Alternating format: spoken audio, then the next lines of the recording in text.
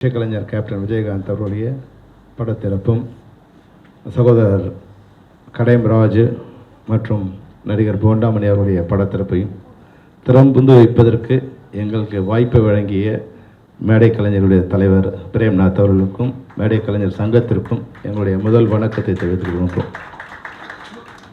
அதுபோன்ற மேடையில் இருக்கின்ற நண்பர்கள் சகோதரர் அரவிந்த்ராஜ், சகோதரர் செந்தில்நாதன், சகோதரர் பாரதிய கணேஷ் மற்றும் அனைத்து நண்பர்களுக்கும், சிவன் சீனிவாசன் மற்றும் அனைவருக்கும் வந்திருக்கின்ற பார்வையாளர்களுக்கும் எங்களுடைய வணக்கம்.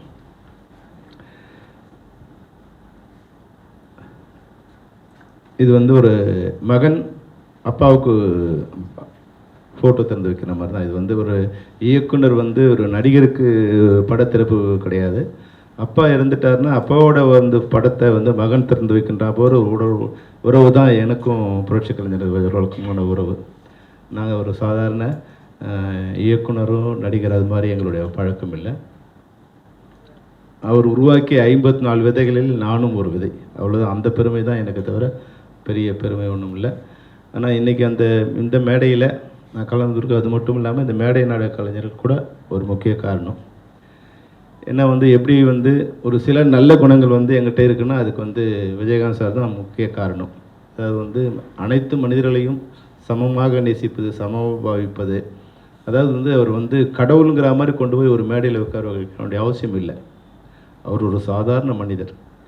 அனைத்து மனிதர்களையும், ஏழை பணக்காரன், செலிபிரிட்டி சாதாரணமானவன், பெரிய டைரக்டர் சின்ன டைரக்டர், பெரிய ப்ரொடியூசர் சின்ன தயாரிப்பாளர், இது மாதிரி எந்தவித பாகுபாடும் இல்லாமல் ஒரு மனிதர்களை மனிதனாக நேசிக்கக்கூடிய தன்மையே நம்ம நிறைய பேர் கிடையாது. நம்ம என்ன பண்ணுவோம், பெரிய டைரக்டர் வந்தாருன்னா ஒரு மரியாதை கொடுப்போம், சின்ன டைரக்டர்னா கண்டுக்க மாட்டோம். ஆனால் விஜயகாந்த் சாரை பொறுத்த வரைக்கும் எல்லாருக்கும் ஒரே அளவான மரியாதை தான். அவருடைய செலிபிரிட்டி தன்மையோ பிரபல்யத்தையோ வச்சு அவர் யாரையும் மதிக்கிறது இல்லை. அவர்கிட்ட அவங்க எப்படி பழகுறாங்க, நட்பாக பழகுறாங்களா, நட்பாக பழகுவார், பிடிக்காமல் பழகுறாங்களா, பிடிக்காமல், அவ்வளோதான். அந்த அளவுக்கு சாதாரணமான மனிதனாகவே கடைசி வரைக்கும் அவர் உச்சத்தில் வந்த பிறகு கூட, அதாவது 94வது படம் என்னுடைய படம் புலன் விசாரணை, 94வது படம் வரைக்கும் அவர் வீட்டில் படுத்துவதில்லை. எங்களோட அந்த ராஜாபாதர் தெருவில் அந்த மேடை இது போல் ஒரு பெரிய பெட்டு, அந்த பெட்டில் குறைஞ்சது ஒரு 15லேருந்து 20 பேர் படுத்துட்டு இருப்பாங்க. அந்த 20 பேரில் ஒருத்தர் தான் விஜயகாந்த். 94 படம் வரைக்கும் கல்யாணம் ஆகாமல் இருந்தால் இன்றைக்கு இருக்கும் எங்களோட படுத்துருக்கலாம். கல்யாணம் ஆகிட்டதால தான் அது கூட இங்கேருந்து 12 மணிக்கு கிளம்பு வர அவங்க ஃபோன் பண்ணினே இருப்பாங்க, சார் கிளம்பிட்டாரான்னு. அப்போ ராவுத்தெல்லாம் சொல்லுவோம், டேய் போடா, அப்புறம் உன் பொண்டாடி எங்களை திட்ட போகிற, போடா இங்கேருந்து சொன்னால் தான் போவார். அந்த அளவுக்கு நட்புக்கும் சக மனிதர்களுக்கும் நிறைய நேசிக்கக்கூடிய மிக உன்னதமான மனிதர், அவ்வளோதான். இன்றைக்கி நாங்களாம் மேடையில் இருக்கோம்னா அவர் தான் முக்கிய காரணம்னா அவர் தான் மூல காரணம். திறமையை சாதாரணமாக கண்டுபிடிச்சி அதுக்கப்புறம் ஒரு தடவை ஒருத்தரை நம்பிட்டார்னா அது படம் பண்ணுறான் பண்ணல மற்றவங்க குறை சொல்லிகிட்டே இருப்பாங்க. இப்போல்லாம் ஒரு டைரக்டர் படம் பண்ணாருன்னா அது என்ன சொல்கிறது, கத்தி மேல் நடக்கிற மாதிரி தான். எவன் எப்போ நம்மளை தள்ளி விடுவானே தெரியாது. அந்த படத்தில் முடிவு வரைக்கும் நம்ம இருப்போமான்னு தெரியாது. புது டைரக்டர் நான் சொல்கிறது, புது டைரக்டர்னா வரவும் போகிறவங்களும் அட்வைஸ் பண்ணுவான். வந்தோடனே சார் இந்த ஷார்ட்டை இப்படி எடுத்தால் நல்லா இருக்குன்னுவான். மேக்கப் மேன் சொல்வார், சார் அந்த சீன் ஒன்றும் சரியாக வரலையே சார், இது மாதிரி இதுக்கெல்லாம் பயந்து தான் நம்ம இது பண்ணணும். ஆனால் விஜயகாந்த் சார்கிட்ட போயிட்டா யார் எதை சொன்னாலும், டேய் போடா, அவன் இந்த கதை என்னன்னு உனக்கு தெரியுமா, இந்த சீன் என்னான்னு எனக்கு தெரியுமா, இன்னை வரைக்கும் தெரியாது. இப்போ வந்தவொடனே அவன் என்ன சீன் சொன்னால் நம்ம நடிக்கிறோம். ஆனால் அவனுக்கு இது என்ன கதைன்னு ஒரு வருஷமாக தெரியும். ஒரு வருஷமாக இந்த கதையை அவன் உருட்டிக்கிட்டே இருக்கான்டா. அதனால் நம்மளோட அவன் சிறப்பாக பண்ணுவான். நீ போய் அதில் தலையிடாது, நல்லது கெட்டது அவனோட போட்டு, அது மாதிரி சொல்கிறவன் அங்கேயே கட் பண்ணிவிடுவார். அப்புறம் நம்மக்கிட்ட வருவார், செல்வமணி யூகோ பிடிச்சி அலையாத, ஒரு யாராவது சொன்னாங்கன்னா நல்ல விஷயம் சொன்னாங்கன்னா எடுத்துக்கோ. ஏன்னா படம் ஓடிச்சுன்னா அவன் சொன்னான் இவன் சொன்னான்னு எவனும் சொல்ல போகிறதில்ல, டைரக்டருக்கு தான் வேல்யூ. இப்போ ஏற்கனவே எனக்கு 9 படம் ஓடல, இந்த படம் ஓடலைன்னா 10வது படம். ஆனால் இன்னும் எனக்கு 5 படம் இருக்குது, அதில் ஏதாவது ஒரு படம் ஓடிடும். ஆனால் உனக்கு இதான் முதல் படம், ஓடினா அடுத்த படம், இல்லைன்னா இதான் உனக்கு கடைசி படம். அதனால் யூகோ வச்சுட்டு நீ நல்ல விஷயங்களை அவாய்ட் பண்ணாத. அப்போ நீங்கள் நல்லா யோசிச்சு பாருங்கள், அங்கே கோல் சொல்கிறவனையும் கட் பண்ணிடுவார், இங்கே தலைகணை கொஞ்சம் இருந்துன்னா இங்கேயும் ஒரு குட்டி உன்னை சமநிலை கொண்டு வர்றார். இந்த நிலைமை இருக்கு இல்லையா, அதனால தான் அவரால் 54 பேரை டைரக்டர் ஆக முடியுது. அது மாதிரி 45 பேரை தயாரிப்பாளர் ஆக முடியுது. இன்றைக்கெலாம் வந்து சொன்னார்ல, ஜீவா சொல்லும்போது ஒரு விஷயம் சொன்னார், நல்ல வேலை நடிகர்கள் வரல, வந்திருந்தா நடிகரை பார்க்க வந்த கூட்டம் சொல்லியிருப்பாங்கன்னு. அது மாதிரி எப்பவுமே விஜயகாந்த் வந்து யாரை பற்றியும் யார் ஹீரோ, யார் ஹீரோயின், யார் டைரக்டரு, யார் ப்ரொடியூசரு, காம்பினேஷன் ஒன்றும், இது வந்து பெரிய மியூசிக் டைரக்டர், பெரிய ஆர்ட் டைரக்டர், பெரிய கேமராமேன், எதை பற்றியும் அவர் கேட்டதே கிடையாது. நான் நடிகன், நீ டைரக்டர், உனக்கு யாரை பிடிக்குதோ அவளை போடு. ஒரே ஒரு ஆளை கூட அவர் ரெக்கமெண்ட் பண்ணுறது கிடையாது. இப்போ பாருங்கள், இப்போ இருக்கிற காம்பினேஷன், இப்போ இருக்கிற இண்டஸ்ட்ரியில் இருக்கவங்களுக்கு தெரியும், இந்த காம்பினேஷன் போகிறதுக்குள்ள நம்ம செத்து போய்டுவோம். அவன் அங்கே வந்து அவன் ஒரு ராஜா டைரக்டரால் அதை வந்து அவ்வளோ பெரிய இது கேப்பபிலிட்டியை கண்ட்ரோல் பண்ணக்கூட முடியாது. ஆனால் விஜயகாந்த் சாரை பொறுத்த வரைக்கும் ஒருத்தரை பிடிச்சி சாணி தான் பிடிச்சி பிள்ளையான்னு வச்சுட்டா எல்லாரும் அதை கும்பிட்டு தான் ஆகணும். நான் அந்த இதில் வந்து சாப்பிட வழி இல்லாமல் விஜயகாந்த் ஆஃபீஸுக்கு ராவுத்தர் ஃபிலிம்ஸுக்கும் வெளியே நின்றுட்ட காலம்லாம் உண்டு.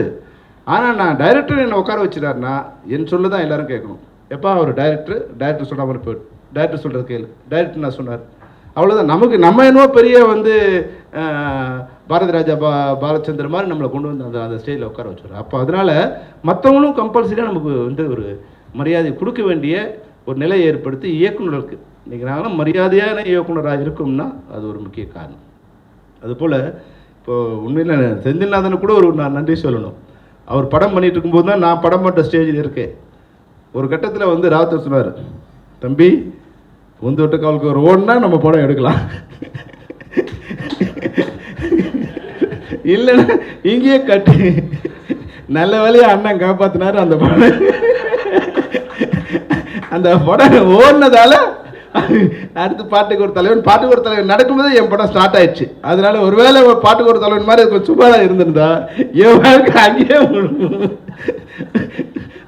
முடிஞ்சிருக்கும். அதனால வந்து தெரியாம வந்து செந்தில்நாதன் வந்து என்னோட வாழ்க்கைக்கு ஒரு தடை இல்லாம வந்து நான் டைரக்டர் ஆகிறதுக்கு செந்தில்நாதன் ஒரு காரணம். அது மாதிரி நான் நேற்று ஒரு இது கொடுத்தாங்க, ஒரு விஜயகாந்த் சாருக்கு ஓடின படங்கள், வெற்றி படங்கள். அதில் முதல் படம் வந்து சின்ன கவுண்டர் 325 நாட்கள், ரெண்டாவது படம் கேப்டன் பிரபாகரன் 310 நாட்கள், மூணாவது படம் புலன் விசாரணை 290 நாட்கள், நாலாவது படம் வைத்தியக்கா தமுதால் 250 நாட்கள். இது மாதிரி ஐந்தாவது படம் வந்து உழவன் மகன் 196 நாட்கள் வந்து ஓடி இருக்கு. அப்போ இந்த 1லேருந்து 5க்குள்ளே வந்து திரைப்பட கல்லூரி மாணவர்கள் இருக்காங்க. வந்து உதயகுமாரும் அரவிந்த் ராஜோ ஆர்கே செல்வமணியும் இந்த விஜயகாந்த் அவரோட வாழ்க்கையில் எங்களுக்கு ஒரு தெரிஞ்சோ தெரியாமலோ வந்து ஒரு பந்தம் இருக்குது. இப்போ எந்த நிகழ்ச்சிக்கு போனாலும் அந்த வானத்தை போல அப்படிங்கிற சாங்கை போட்டே தர்றாங்க. சின்ன கவுண்டருங்கிறத விட அந்த சாங் வந்து அப்போ விஜயகாந்த் சார் இனிமே எங்கே விஜயகாந்த் சாரோட நிகழ்ச்சி இருந்தாலும் ஆர்வி உதயகுமார் இல்லாமல் அந்த நிகழ்ச்சி தொடங்காது. அப்போ வந்து ஆர்வி உதயகுமார் வந்து அந்த இடத்துல வந்து உட்காந்துறாரு.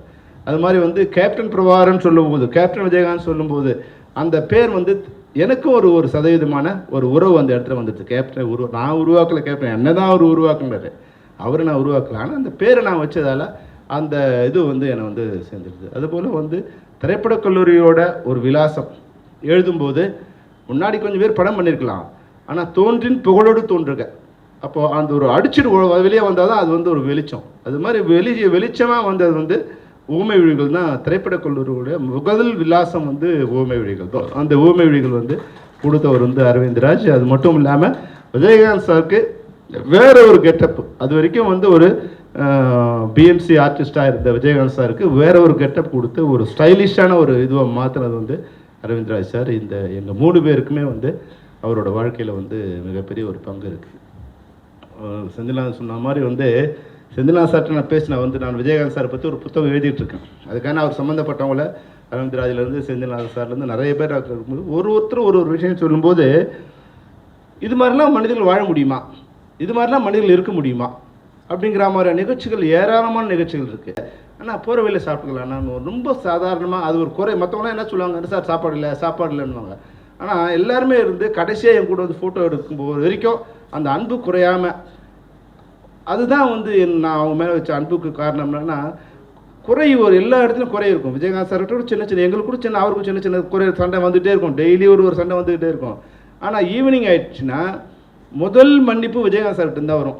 செல்வமணி வாப்பா, என்னப்பா, சாரிப்பா, உடுப்பா, நம்ம கொஞ்சம் ஈகோட பேசாமல் திரும்பி போயிடுவோம், பேசாமல் போய் உட்காந்துப்போம். ஒரு 4-5 நாள் நான் கம்பெனியில் சாப்பிடாம கூட இருந்திருக்கேன். ஏன் சின்ன விஷயம் நடக்கும் இல்லையா, நமக்கு கொஞ்சம் இதுவாகிடும். உடனே வந்து அவர் கூப்பிடுவார், அது தெரியாத மாதிரி கூப்பிடுவார். என்னப்பா ஏதோ ஷார்ட்டு கேட்குறாருன்னு சொல்லுவான் அந்த மேக்கப் பண்ணு. அண்ணா ஏதோ மத்தியானம் என்ன சீன்னு கேட்டாருன்னு. நான் சாப்பிட்ற நேரத்துக்கு போவோம். இப்போ செலவுன்னு உட்காரு அப்படி உட்காந்துட்டு சரி சாப்பிட்லாம் பண்ணுவார். இப்போ நம்ம என்ன பண்ணணும், இல்லை சார் நாங்கள் சாப்பிட்றோன்னு சொல்லுவோம். ஏய் சாப்பிட்டீங்க, நம்ம சாப்பிட்டா தான் மத்தியானம் ஷூட்டிங், இல்லைன்னா ஷூட்டிங் இல்லை. நம்ம என்ன பண்ணுறது, நம்ம படம் முடிச்சா ஆகணும். என்ன பிரச்சனை, நம்ம இந்த பிரச்சனை சொல்லுவோம். இல்லை சார் மேனேஜர் இது மாதிரி பண்ணிட்டாரு, உங்களுக்கு தெரியும் இல்லையா, ஃபஸ்ட்டு படம் டைரக்டர் எவங்கிட்ட அடி வாங்கணும்னு உங்களுக்கு தெரியும், வந்தவன் போகிறவங்களும் அடிப்பாங்க. அதனால் அது நம்ம சொல்லுவோம். உடனே கூப்பிடுவார். கூப்பிட்டு அவங்களை திட்டுவார், ஏன்பா நீ என்ன புது டைரக்டர்னா அவங்களுக்கு என்ன ஆயிடுச்சு. வந்து அந்த இது வந்து நம்ம சரி பண்ணி நமக்கு எங்கே மனகாயம் இருக்கோ அந்த மனகாயத்தை சரி பண்ணி அந்த ஷூட்டிங்கை கண்டினியூ பண்ணுவார். அதெல்லாம் மற்ற ஹீரோஸ்கிட்ட அதெல்லாம் நடக்காது. யார் என்ன அடிபட்டாலும் அவன் காயத்தை அவனே தீர்த்துக்கணும். ஆனால் விஜயகாந்த் சார்கிட்ட எப்படின்னா, யார் தப்பு பண்ணாலும் முதல்ல அப்போ சொன்னார் இல்லையா செந்தில்நாதன், அவ்வளோ பார்த்துட்டு இவர் பார்க்காம போயிருக்காரு, ஆனால் அவர் வீட்டுக்குள்ளே வந்து உட்காந்துருப்பார். அது மாதிரி அந்த இது அது போல் இந்த மேடை கலைஞர்கள் என்னென்னா, அன்றைக்கி வந்து எனக்கு ஒரு சின்ன கில்ட்டி, ஐயோ சாப்பிட்லேன்னு. ஆனாலும் அந்த நிகழ்ச்சி முடிகிற வரைக்கும் இருந்து அதை நடத்தி கொடுத்து நாங்கள் போகிற வழியில் போய் சாப்பிட்டு போகிறோம் சார்னு சொல்லி கடைசியாக ஸ்டில் எடுக்கிற வரைக்கும் எல்லாரோட முகத்துலேயும் அந்த அன்பு இருந்துகிட்டே இருந்தது. அது வந்து ஒரு மிகப்பெரிய சகோதரத்துவமான ஒரு அமைப்பு. எல்லாட்டையும் அங்கே எல்லோரும் திட்டுவாங்க இல்லையா, ஒரு இவனை பார்த்து என்ன இவர் கூப்பிட்டு வந்தாரையோ என்ன சாப்பாடு கூட போடாமல் நீ வந்து உயிர் வாங்குறேன்னு கேட்கணும் இல்லையா. அது மாதிரிலாம் இல்லாமல் ஒரு நல்ல அமைப்பை உருவாக்கியிருக்கார். அந்த ஒரு நன்றி கடனாக கூட நான் இப்போது நம்ம கலைஞர் நூற்றாண்டுகளோடு நான் சொன்னேன் உங்களுக்கு வந்து அதுக்கான ஒரு வாய்ப்பை உருவாக்கலாம் அப்படின்னு சொல்லி அவங்க ஏறக்குறைய ஒரு 100 பேர் வந்து தொடர்ந்து ஒரு 5 நடன நிகழ்ச்சிகளோடு வந்து பண்ணி கொடுத்தாங்க. அதற்கு ஒரு நன்றியை நான் தெரிவிச்சுக்கிறேன். எங்களால் அனைத்து உதவியுமே மேடை நாடக கலைஞருக்கு நடன கலைஞருக்கு உண்டான அனைத்து உதவிகளையுமே வந்து தனிப்பட்ட முறையில் நான் செய்ய தயாராக இருக்கேன். அதுபோல் வந்து நம்முடைய கலையம்ராஜ் வந்து அதாவது வந்து என்னென்னா, யானை வந்து 5 டன்னு தூக்கும், எறும்பு வந்து 5 கிராம் தூக்கும். அப்போது யானை பெருசா எறும்பு பெருசான்னு கேட்டிங்கன்னா நீங்கள் என்ன சொல்லலாம், 5 டன் தூக்குற யானை தான் பெருசுன்றோம். ஆனால் சயின்ஸ் படி 5 கிராம் தூக்குற எறும்பு தான் பெருசு. ஏன்னா எறும்போட வெயிட் வந்து 1 கிராம் தான். 1 கிராம் எடையுள்ள எறும்பு வந்து 5 கிராம் வெயிட் தூக்குது. ஆனால் 25 டன் எடையுள்ள யானை வந்து 5 டன்னு தூக்குது. சயின்ஸ் படி பார்த்தீங்கன்னா எறும்பு தான் மிகச்சது, தன்னோட வலிமைக்கேற்ற உதவி. அது மாதிரி கலையம்ராஜ் சின்ன நிலையில் இருக்கலாம். ஆனால் ஒரு தடவை வந்து என்னை கேட்டார் அவர் வந்து, சார் ரோஜாம்மா எப்படியா கொஞ்சம் நிகழ்ச்சி வர சொல்லுங்கள் சார். நான் சொன்னேன், இல்லைப்பா அதெல்லாம் இப்போ கஷ்டப்பா வரும் சார். அந்த அம்மா வந்தால் நாங்கள் ஒரு நிகழ்ச்சிக்கு போகிறோம், நாங்கள் வரோன்னு சொன்னால் எல்லாம் 50,000 கொடுக்கணும் 25,000 கொடுக்கணும்னு சொல்லுவோம் சார். ரோஜா வராங்கன்னா மொத்தமாக சேர்த்து போகும்போது நாங்கள் பெரிய அமௌண்ட் பேசிடுவோம். ஒரு 50 பேர் எங்க கூட வராங்க, எல்லாருக்கும் ஒரு நல்ல வாய்ப்பு கிடைக்கும் சார். அதாவது அது எப்படி பிராண்டிங் பண்ணுறாங்க பாருங்கள். 50 ரோஜா கொண்டு போய் நிகழ்ச்சி நடத்தணுங்கிற விஷயம் இல்லை. ஆனால் ஒரு 50 நடன கலைஞர்களோ இல்லை 50 சின்ன நாடக கலைஞர்களோ இருப்பாங்க, அவங்களுக்கு ஒரு 50 பேருக்கு ஒரு வாழ்க்கை வரும் சார். அவங்க ஒரு மாதம் வாழ முடியும். அதனால் தயவுசெய்து இங்கே ஒரு நாள் கொடுங்க, என்னை கொடுக்கலாம் அன்றைக்கி நிகழ்ச்சி வச்சுக்கலாம். அப்போது இதெல்லாம் தன்னை நம்பி இருக்கின்ற இந்த 50 பேருக்கு ஒரு வாழ்க்கையை கொடுக்கறதுக்கு யார் தனக்கு தெரிஞ்ச, இப்போ செல்வமணி தெரியும், இல்லை அரவிந்தராஜ் தெரியும், யாரையோ ஒருத்தர் தெரியும், அவர்கள் மூலமாக வந்து அந்த நிகழ்ச்சியை நடத்தி தன்னை நம்பி இருக்கிறவங்க வாழ்க்கையை கொடுக்குறது இல்லையா. அந்த வகையில் கலையம்ராஜ் கூட தன்னுடைய உயரத்துக்கேற்ற உதவி செய்த மிக மாமனிதர். அவருடைய படத்தை திறக்க வைக்கின்ற இதுலேயும் வந்து எனக்கு கிடச்சிருக்கு, அதுக்கு ரொம்ப நன்றி. அதுபோல் வந்து போண்டாமணி வந்து முதல்ல 30 வருடங்களுக்கு முன்னால் 93ல் நான் வந்து பொன்வேலுங்கன்னு ஒரு படம் எடுத்தேன். அப்போ வந்து அதில் வந்து ஒரு சாதாரண நடிகர் அவர். அப்போ மணின்னு தான் அவர் எங்கிட்ட உள்ளே வந்தார். அவர் வந்து யாழ்ப்பாணம்னு சொன்னதால், இலங்கை தமிழங்கிறதால எனக்கு அவர் மேலே ஒரு அன்பு. அதனால் வந்து அவருக்கு டைரக்டர் கூப்பிட்டு சொன்னேன், எப்போ ஷூட்டிங் இருக்கோ இல்லையா நீங்கள் ஒரு டெய்லி கூப்பிட்டு போயிடுங்க அப்படின்னு. அப்புறம் செகண்ட் ஷெட்யூல் வந்து ஒரு மாதிரி சொன்னார், சார் நான் வந்து சிலோன் மணின்னு பேர் வச்சுருக்கேன் சார். ஏன்பா என்ன சார், மணின்னா நிறைய பேர் இருக்காங்க, அதனால் வந்து தெரியல சார், அதனால் சிலோன் மணின்னு நான் சொன்னேன். இப்போ சிலோனுன்னா வந்து ஸ்ரீலங்கா மொத்தம் ஆகிடும், நீ வந்து தமிழர்களை ரெப்ரசன்ட் பண்ணுற மாதிரி ஏதோ ஒரு பேர் வைப்பான்னா. அப்புறம் ஒரு வாரம் கழிச்சு சார் யாழ் மணி வச்சுருங்க சார். ஐயோ யாழ் மணின்னா கவிஞர் மாதிரி எதுவும் ஒன்று கூப்பிடாம போயிடுவேன், நீ ஒரு காமெடி நடிகனாக இருக்க, அது மாதிரி எதுவும் சொன்னேன். அப்புறம் படம் முடிகிற ஸ்டேஜில் வந்து சொன்னார், அண்ணே நீங்கள் மாற்றக்கூடாதுன்னு. என்ன பண்ண, போண்டாமணி என் பேர் அப்படின்னாரு. அப்பா நல்லா இருக்குடா போடா. அப்போது சில நேரங்களில் வந்து ஏன் போண்டாமணின்னு இல்லைன்னா ஏதோ ஒன்று நீங்கள் சொன்னீங்க இல்லையா, ஒரு காமெடியாக இருக்குன்னு சொன்னீங்க இல்லையா அப்படின்னு. அன்றைக்கி அதே போல் போண்டாமணி கூட வந்து நிறைய நேரங்கள் என்ன பார்ப்பார், அவருக்கு உதவி கேட்டு அவருக்கு சான்ஸ் கேட்டு ஒரு 4-5 தடவை கேட்பார். அவர் நம்பி இருக்கின்ற இல்லை அவரை போன்ற சக நடிகர்களுக்கு சார் எனக்கு வாய்ப்பு இல்லை பரவாயில்ல, இவர் இருக்கார் அப்படின்னு வந்து அந்த அவர் கூட இருக்கிற கும்பலுக்கு வந்து அது வாய்ப்பு கேட்டுகிட்டே இருப்பார். அப்போது அந்த தன்மை தான் போண்டாமணி மாதிரி இன்றைக்கி வந்து நூற்றுக்கணக்கான பேர் இருக்காங்க, மறையிறாங்க. ஆனால் அவங்களாம் ஞாபகம் வச்சுக்கிறேன் இல்லையா? நான் ஒரு விஷயத்தை உங்களுக்கு இந்த நேரத்தை சொல்ல விருப்பப்படுறேன். ஒரு மிகப்பெரிய பணக்காரர், அவருக்கு வந்து ஆயிரக்கணக்கான கோடி இருக்குது, அவருக்கு ஒரு காலேஜும் இருக்குது. எங்களுக்கு வந்து நம்ம ஃபெஃப்சி ஒர்க்கு மெம்பர்ஸுக்கு வந்து ஒரு சீட்டு கொடுத்து அதில் அவங்க போய் படிக்கிறான். அந்த பையன் படித்து அவனுக்கு வேலை கிடச்சி அவனுக்கு வந்து மாதம் வந்து 2.25 லட்ச ரூபா சம்பளம். வந்து அது ஒரு பெரிய அமௌண்ட். அந்த சாதாரண குடும்பத்தில் படிக்கிறதுக்கு வசதி கூட இல்லாத ஃபெஃப்சியோட உதவியில் இலவசமாக படித்தவங்களுக்கு வந்து 2.25 லட்ச ரூபா சம்பளங்கிறது மிகப்பெரிய சம்பளம். உடனே அவங்க வந்து எங்கள் ஆஃபீஸ்க்கு வந்தாங்க. சார் வந்து காலில் விழுந்து இது பண்ணாங்க. நான் சொன்னேன், நான் வந்து ஒரு கருவி தான், நீங்கள் போகணுன்னா அங்கே தான் போகணும் அப்படின்னு சொல்லும்போது அவர்கிட்ட கொண்டு போய் நான் அவருக்கு இன்ட்ரடியூஸ் பண்ணுறதை கொண்டு போனேன். அப்போ அவங்க வீட்டில் சின்ன பிரச்சனை நடந்துகிட்ருக்கு. அப்போ அதில் பொண்ணு பையன் பிரச்சனை. மாப்பிள்ளை சொல்கிறார், பொண்ணுக்கு வந்து ஒரு 400-500 கோடி பணம் கொடுத்துருக்காரு, பையனுக்கு கொடுத்துருக்காரு. ஆனால் மாப்பிள்ளை சொல்கிறாரு, எல்லாத்தையும் பிள்ளைக்கே கொடுத்துட்டாங்க, எங்களுக்கு ஒன்றும் கொடுக்கலங்க அப்படிங்கிறாரு. எவ்வளோ 400-500 கோடி ரூபாய் சொத்து பணம் கொடுத்த பிறகு கூட பொண்ணோட புருஷன் என்ன சொல்கிறான், எங்களுக்கு பெருசாப்பில் எல்லாம் பிள்ளைக்கு பண்ணிட்டேன்னு. இவன் வந்து அந்த அம்மா வந்து சொன்னாங்க, நல்லா ஞாபகம் வச்சுங்க, அந்த அம்மா வந்து ஐயா கிட்ட சொன்னாங்க, சார் எங்கள் பூஜை ரூமில் இருக்கிற கடவுள் ஃபோட்டோலாம் நாங்கள் எடுத்துட்டோம், உங்கள் ஃபோட்டோ தான் வச்சுருக்கோம் நாங்கள், ஏன்னா நீங்கள் தான் எங்கள் குடும்பத்துக்கு விளக்கேற்றி வச்சவங்க அப்படின்னு சொல்லி அவர் காலில் விழுந்து வணக்கம் பண்ணாங்க. 500 கோடி கொடுத்த தன் வாரிசு தன்னை வந்து நினச்சி பார்க்கல. ஆனால் தன் ஏதோ ஃப்ரீயாக ஒரு சீட்டு கொடுத்த வந்து ஒரு மாணவன் வந்து எங்கள் வீட்டு பூஜை ஏரியில் நீ கடவுளாக இருக்கேன்னு சொல்கிறான். அது போலத்தான் நாம் வந்து வாழும்போது செத்துட்டான்னு சொல்கிறோம் சில பேர். அப்பா போயிட்டானாடா அப்படின்னு சில பேர் கேட்குறோம்.